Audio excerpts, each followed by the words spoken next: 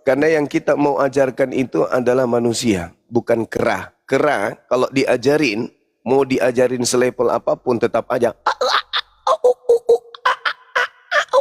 Dia cuma butuh pisang, maka tempatnya bukan di sini. Pertanyaannya sederhana, ketika Yesus berkata kepada kaumnya Bani Israel, waspadalah agar kalian jangan disesatkan, sebab akan datang banyak penyesat dengan memakai namaku dan berkata akulah Kristus. Mereka, kata mereka itu berarti banyak, jamak. Mereka akan menyesatkan banyak orang. Jangan kamu percaya. Ini pertanyaan, habis ini Anda bicara. Halo Gurunda.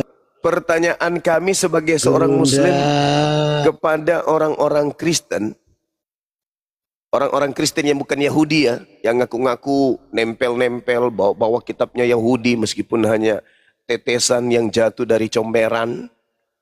Pertanyaan kami, siapa orang banyak pengikut Kristus palsu yang Yesus nubuatkan di dalam kitab Matius 24 nomor 4 nomor 5. Ingat, kitab Matius bukan kitabnya Yesus, tetapi sebuah catatan penting yang ditulis, yang dirangkai oleh hasil penelitian orang yang tidak dikenali, yang menceritakan tentang apa yang terjadi terhadap Yesus dan juga murid-muridnya.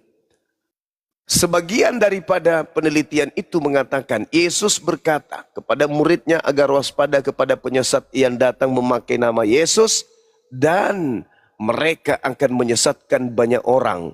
Pertanyaannya, di luar Yahudi yang mengaku pengikut Kristus yang banyak itu selain Kristen, itu siapa? Silakan.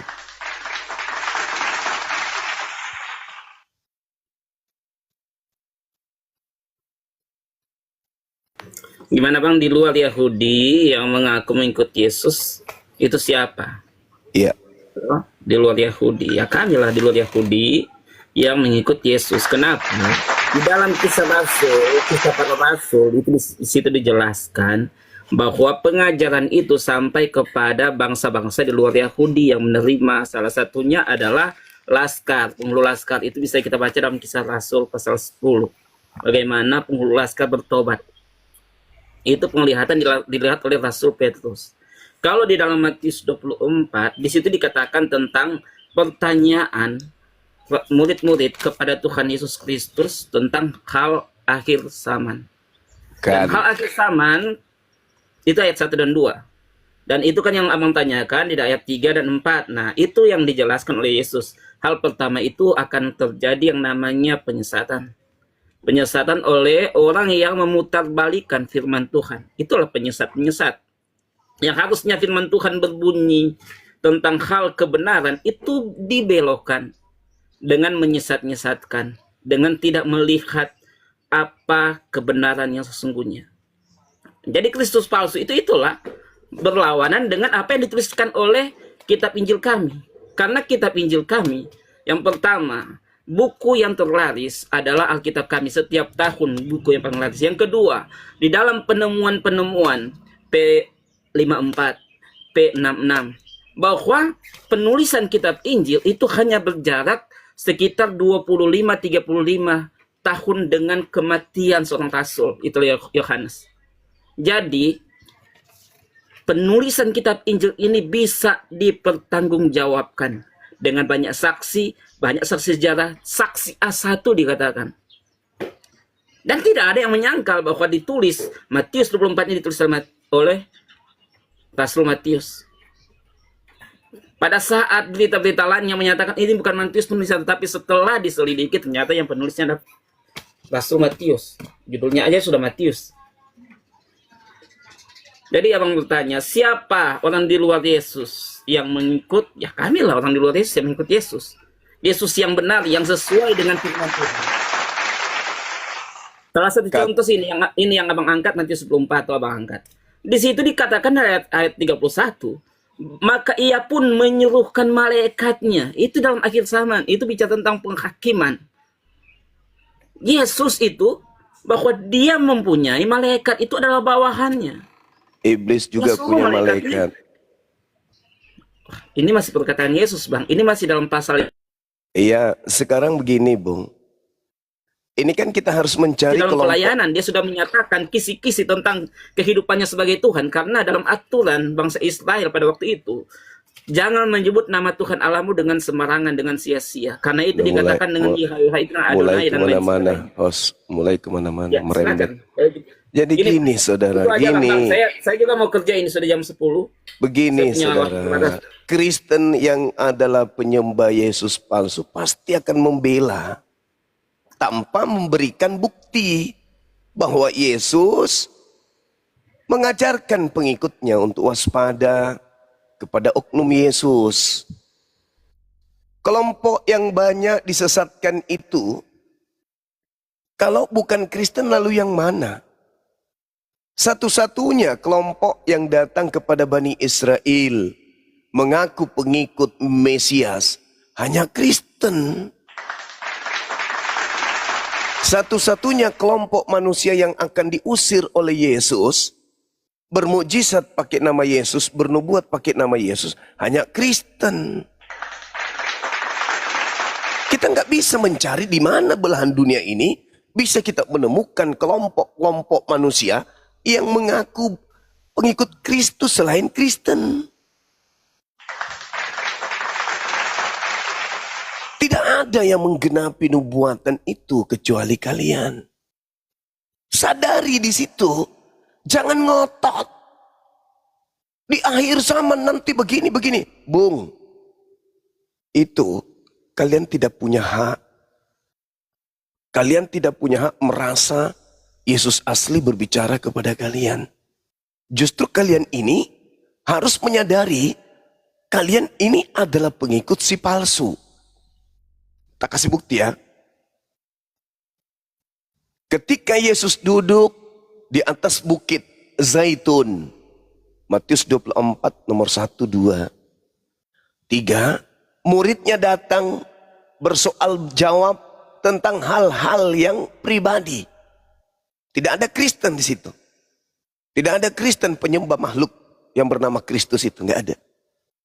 Murid datang bertanya, "Guru, apa tanda kedatanganmu?" Itu aja dulu, jangan tanda akhir zaman dulu. Apa tanda kedatanganmu? Coba. Saya ingin kejujuran di sini. Mumpung Anda buka kamera. Saya ingin kejujuran. Ketika Yesus ditanya oleh muridnya, apa tanda kedatanganmu? Tolong uraikan jawaban Yesus. Tanda kedatanganku. Kalau dia 1 cukup 1, kalau dia 2 cukup 2, kalau 3 cukup 3. Cari di Matius 24 yang Anda maksud itu. Apa tanda kedatangan Yesus menurut Yesus? Mulai dari data yang Anda gunakan, data nomor 3, nomor 4, nomor 5, sampai penghabisan di dalam kitab Matius 24 yaitu 51. Coba Anda tunjukkan ke kami apa tanda-tanda kedatangan Yesus menurut Yesus, bukan menurut Paulus. Silakan. Ini kan yang maksud angkat bahwa apakah alamat kedatanganmu dan kesudahan alam ini? Ya, Jangan kesudahannya dulu, jangan kesudahannya, tanda kedatangan dulu. Ya, ini kan ayatnya, Bang. Itu bersambung, berhubungan artinya. Enggak usah dulu, enggak usah itu dulu. Kemudian Nanti ini penjelasan alamat jangan. Itu kan ada dua di situ. Apa tanda kedatanganmu kedatangan dan kesudahan alam ini. Dan kesudahan alam ini. Jangan kesudahan Kemudian dulu. maka Tanda jawab kedatangan dulu. Tanda kedatangan dulu. Begitu caranya orang belajar. Apa tanda kedatangan Yesus? Pasti Yesus jawab. Silakan. Ya, jawabannya deh ayat keempat. Apa tanda kedatangannya? Maka jawab Yesus sudah berkata kepada mereka, ingat baik-baik, jangan engkau menyesatkan kamu. Tanda kedatangan itu nasihat untuk jangan tersesat. Karena tanda kedatangan. Ini berarti tandanya. Ini tandanya. Ini jawaban dari ayat ketiga, Bang. Ya, Karena apa? Di data nomor berapa tanda kedatangan? Tanda kedatangan nomor berapa? Ayat yang kelima. Tanda Tanda kedatangan, data nomor kelima itu bukan tanda kedatangan. Nomor 5 itu tanda kedatangan orang-orang penyesat yang memakai nama Yesus. Yang saya tanya, Tanda pertama, Bang. Heits, Ini ayat 3 tuh. Ini karena ada karena, Bang. Gimana, Bang, ini diskusi? tanda kedatangan Yesus maksudnya kalau aku yang datang. Yang Anda baca nomor 5 itu tanda penyesat. Iya. Tanda pertama itu penyesatan. Yang dimaksud Yesus tanda-tanda kedatangannya apa?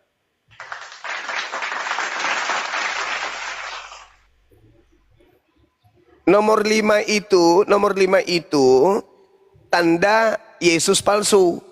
Yang datang bukan aku, tapi si palsu. Itu tanda si palsu yang datang. Ya, itu tanda pertama penyesatan tuh. Sekarang Itu tanda-tandanya. karena, Bang, Bu, ada sambungan itu. ulang Karena dulu. Saya ulang. Bang. Ketika Yesus yang datang, apa tandanya? Menurut Yesus. Itu.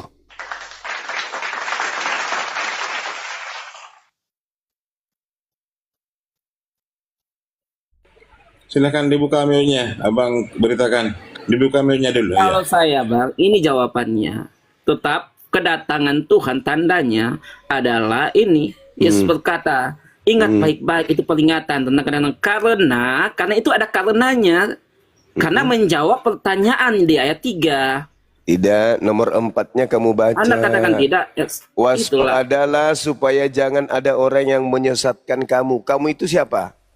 Iya, murid-murid pada waktu itu. Karena itu bicara tentang Murid-murid pada pikiran waktu alam, itu. akhir zaman, Kemudian, kedatangan Tuhan. kenapa dia di akhir zaman? Ini kan pertanyaan dari ini, Bang. Dengarkan. Murid Yesus hidup sampai akhir zaman. Buram juga lagi.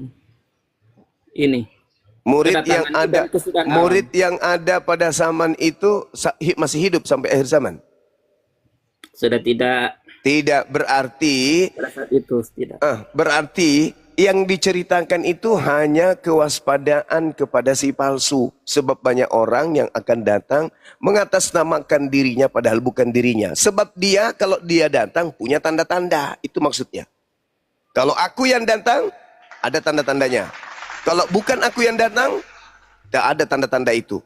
Dan akan ada banyak orang memakai namaku tapi ternyata tanda-tanda kedatanganku itu tak ada. Berarti yang datang kepada mereka bukan aku. Waspadalah. Nah sekarang kita jujur-jujuran, kalau yang asli yang datang, tandanya apa? Silakan.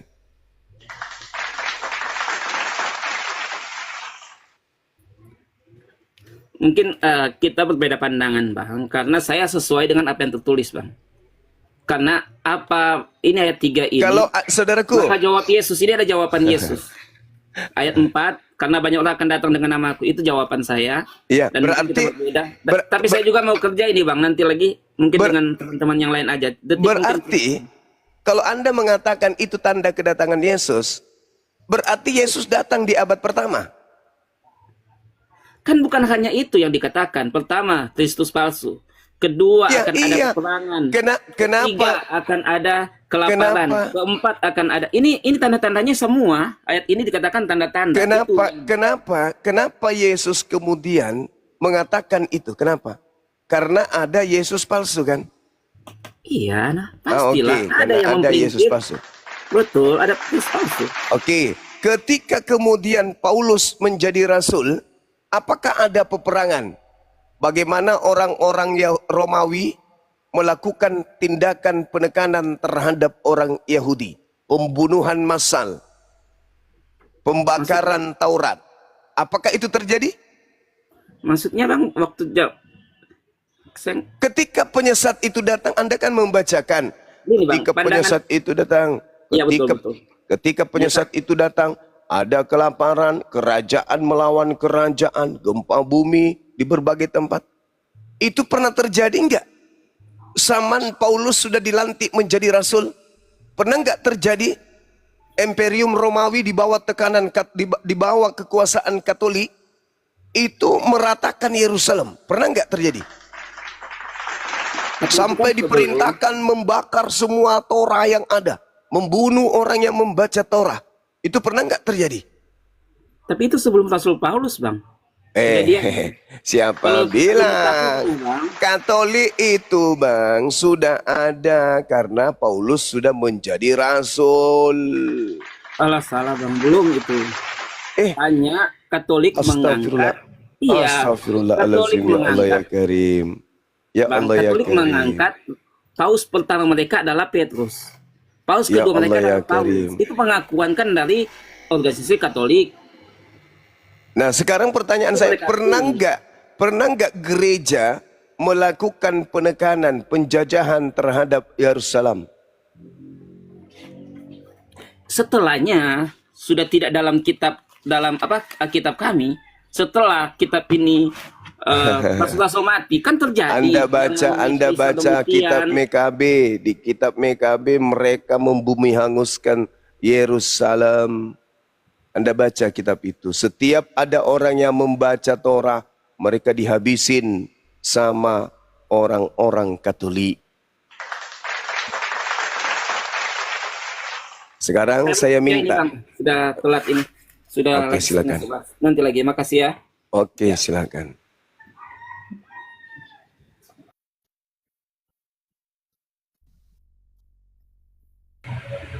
Ya, silakan Devik. Ya, Lanjut. Ya, ini saya sih sebenarnya lebih tepat kita membahas kalau masalah Tuhan kan mungkin kita pasti akan buntu.